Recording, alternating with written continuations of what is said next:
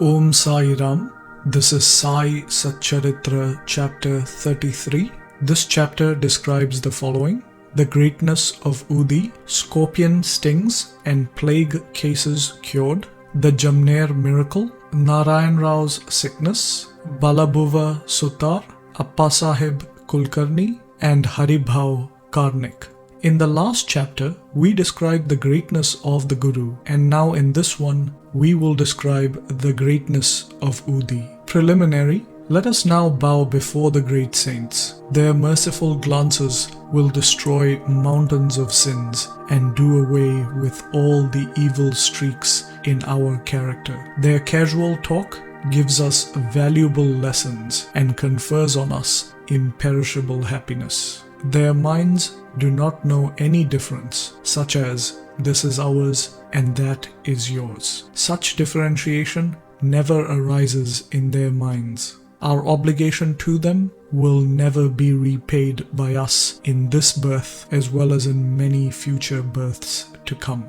It is well known that Baba asked for or received dakshina from devotees who visited him, and out of the amount thus collected, he spent a lot on charity and purchased fuel with the remaining amount. He fed this fuel into the dhuni, that is, the sacred fire which he always kept burning. The ash from this fire was called Udi, and it was freely distributed to the devotees at the time of their departure from Shirdi. What did Baba teach us by this Udi? Baba taught us that all the visible phenomena in the universe is as transient as ash. Our bodies, composed of the 5 elements, will perish after all the worldly enjoyments are over and will be reduced to ashes. In order to remind the devotees of this, Baba distributed Udi to them. Baba also taught through Udi that the Brahman is the only reality, that the universe is ephemeral, and that no one in this world, son, father or wife, is really ours. We come into this world alone and we have to leave alone. While Udi also cured many physical and mental maladies, Baba wanted to teach his devotees the principles of discrimination between the unreal and the real, and non-attachment for the unreal. The Udi taught us discrimination and Dakshina taught us detachment. Unless we have these two things, it is not possible for us to cross over the sea of mundane existence. So Baba asked for and received Dakshina, and when the devotees took leave, he gave them Udi as prasad, besmeared some of it on their foreheads, and placed his boon-conferring hand on their heads. When Baba was in a cheerful mood, he used to sing merrily. One of the songs he sang was about Udi. The chorus of that song was, "O playful Rama, come and bring with you sacks of Udi." Baba used to sing the song in a very clear and sweet tone. Udi also had its material significance. It conferred health, prosperity, freedom from anxiety, and many other worldly gains. Thus, Udi helped us to gain both our ends, material as well as spiritual. Inspired by Baba, we shall now begin to tell you the stories about Udi. The scorpion sting. Narayan Motiram Jani of Nasik was a devotee of Baba. He was working for another devotee of Baba named Ramachandra Vaman Modak. Once he went to Shirdi with his mother and saw Baba. Then Baba told the mother that her son should not work for anyone and should start his own business. A few days after this, Baba's prophecy came true. Narayan Jani quit his job and started a boarding house which later thrived. Once, a friend of Narayanaro's was stung by a scorpion, and the pain caused by it was severe and unbearable. Udi is very efficacious in such cases and should be applied to the area of pain. So Narayanarao searched for it but found none. Then he stood before Baba's picture, invoked Baba's aid, chanted Baba's name, and taking a pinch of the ashes of the incense burning in front of Baba's picture and thinking it to be Baba's Udi, he applied it to the area that had been stung. As soon as he applied it, the pain vanished and both persons were moved and were grateful to Baba. The bubonic plague case. A devotee in Bandra came to know that his daughter, who was living in another place, was down with bubonic plague. He had no Udi with him, so he sent word to Nanasaheb Chandorkar to send the same. Nana Sahib got this message on a road near the Thana railway station when he was travelling with his wife to Kalyan. He had no Udi with him at the time. He therefore took some earth from the road, meditated upon Sai Baba, invoked his aid and applied it to the forehead of his wife. The devotee heard about this when he went to his daughter's house. He was very glad to learn that his daughter, who had been suffering for 3 days, had begun to improve from the very moment Nana Sahib invoked Baba's aid. The Jamner miracle. About the year 1904, Nana Sahib Chandorkar was Mamlatdar at Jamner, which is more than 100 miles from Shirdi. His daughter Mainatai was pregnant and was about to deliver. The case was very serious and she had been suffering from labor pains for about 2 or 3 days. Nana Sahib tried all sorts of remedies, but they proved in vain. He then remembered Baba and invoked his aid. In Shirdi at about the same time, a man named Ramgirbua, who Baba called Bapu Girbua, wanted at this time to visit his native place in Khandesh. Baba called him and told him to rest a little at Jamner on his way home and give the Udi and Aarti to Nana Sahib. Ramgir Bua said that he only had 2 rupees with him and that this amount was barely sufficient for the railway fare up to Jalgaon, and thus it was not possible for him to go from Jalgaon to Jamner, a distance of about 30 miles. Baba assured him that he need not worry, as everything would be provided for him. Then Baba asked Shama to write out the well-known Aarti composed by Madhav Adkar, a translation of which is given at the end of this work, and give a copy of it with Udi to Ramgir Bua. He then asked Ramgir Bua to deliver this to Nana Sahib. Relying on Baba's words, Ramgir Bua left Shirdi and reached Jalgaon at about 2:45 a.m. He had no money left with him and was in hard plight. To his great relief, he heard somebody calling out, "Who is Bapu Girbua of Shirdi?" He went to the man and told him that he was Bapu Girbua. Then the peon, claiming to be sent by Nana Sahib, took him out to an excellent tanga with a good pair of horses. The tanga drove fast and early in the morning they came to a brooklet. The driver took the horses to water them and the peon asked Ramgir Bua to partake of some eatables. On seeing the beard, moustache and livery of the peon, Ramgir Bua suspected he was a Muslim and was thus unwilling to take any refreshments from him. But the peon satisfied him by saying that he was a Hindu. The peon also said that Nana Sahib had sent these refreshments and that there should be no hesitation or doubt about accepting them. Then both of them ate and started on the journey again.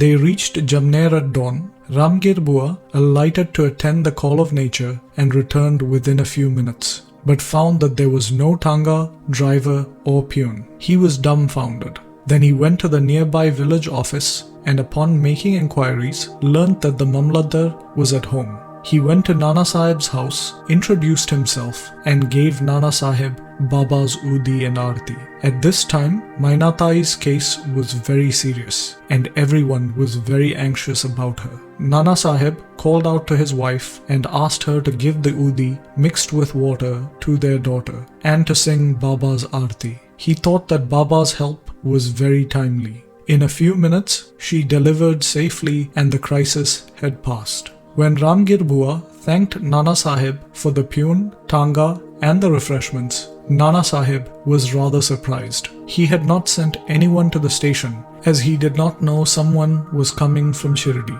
Mr. B.V. Dio of Thana, retired Mamlatdar, made inquiries about this matter with Bapurao Chandorkar, Nana Sahib's son, and with Ramgir Bua, and then wrote an elaborate article, part prose and part poetry, in the Shirdi Sai Leelas magazine, volume 13, numbers 11, 12 and 13.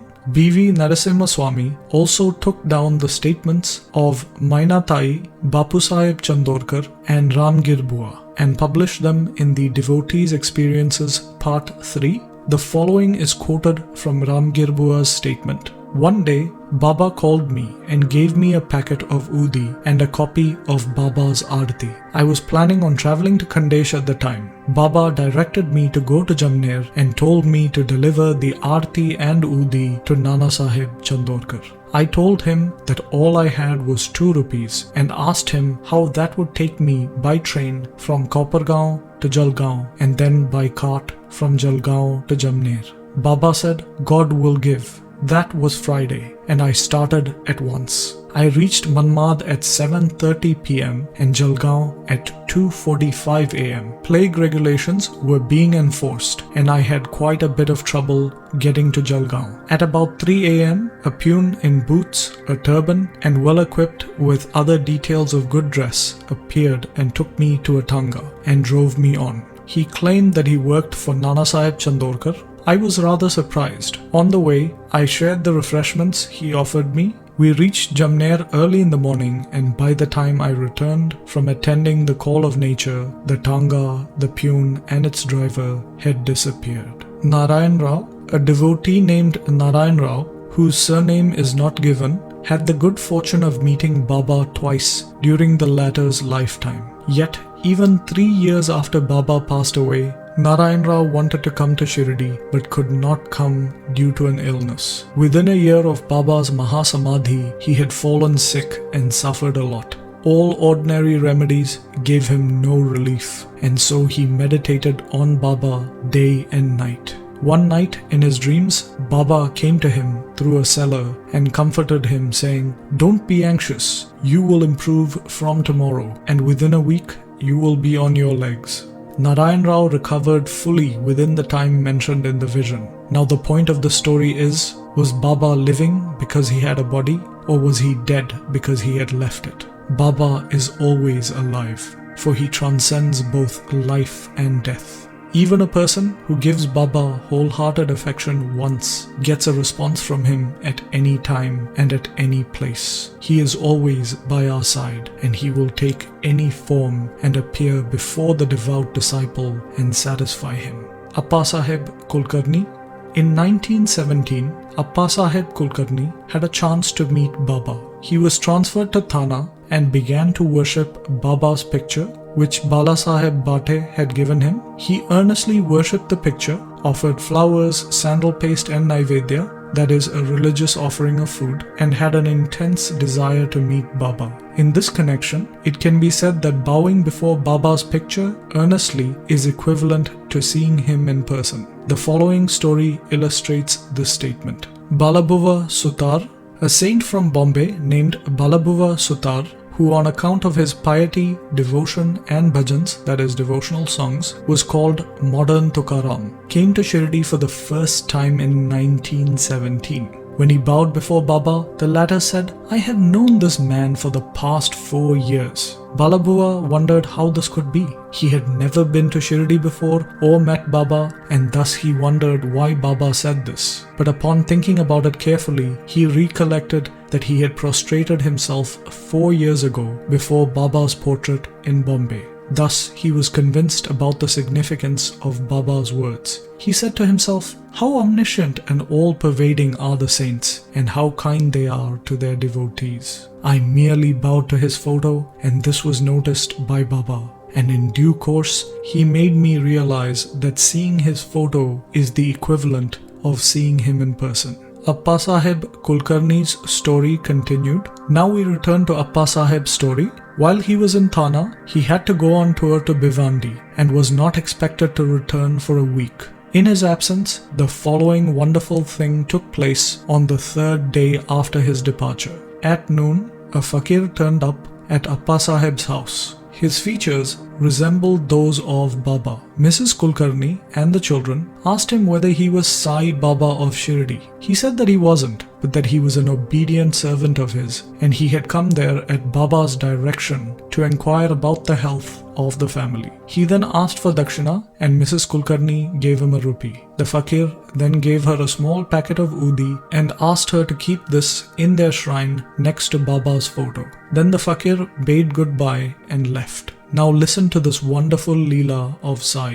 Appasaheb could not proceed with his tour as his horse had fallen sick at Bhiwandi. He returned home that afternoon and learnt from his wife about the fakir's visit. He thought that it was unfortunate that he did not receive the darshan of this fakir and was not happy that only 1 rupee was paid as dakshina.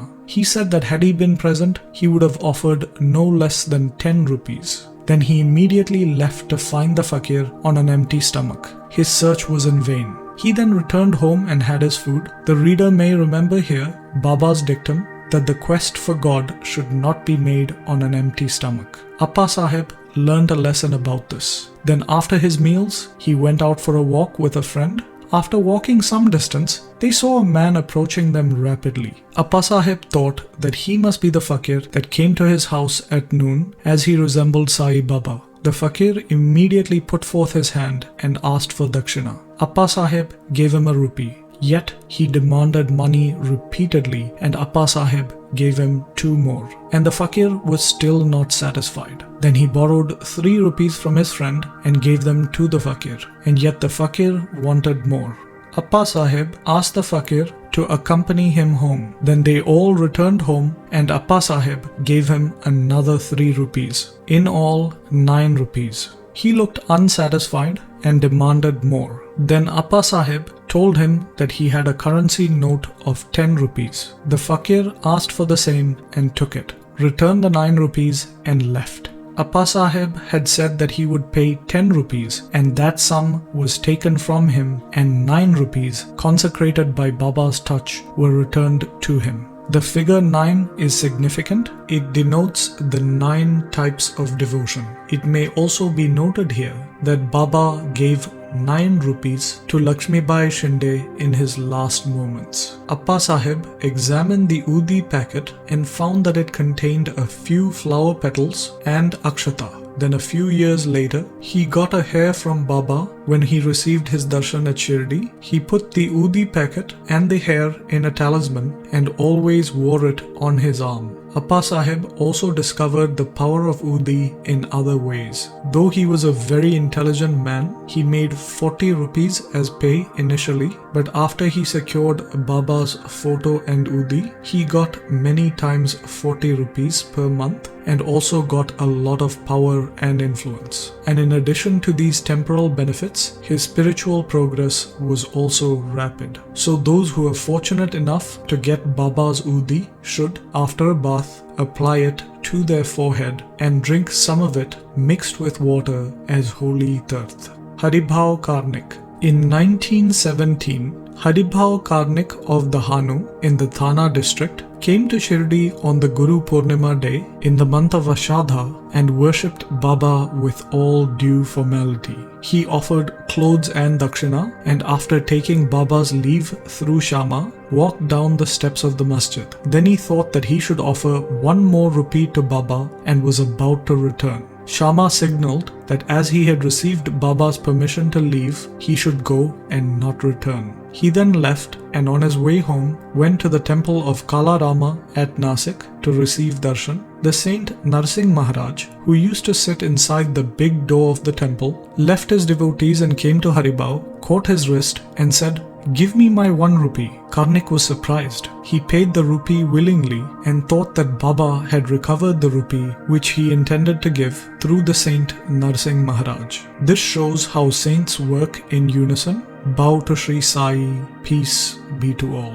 And this brings us to the end of Sai Satcharitra chapter 33.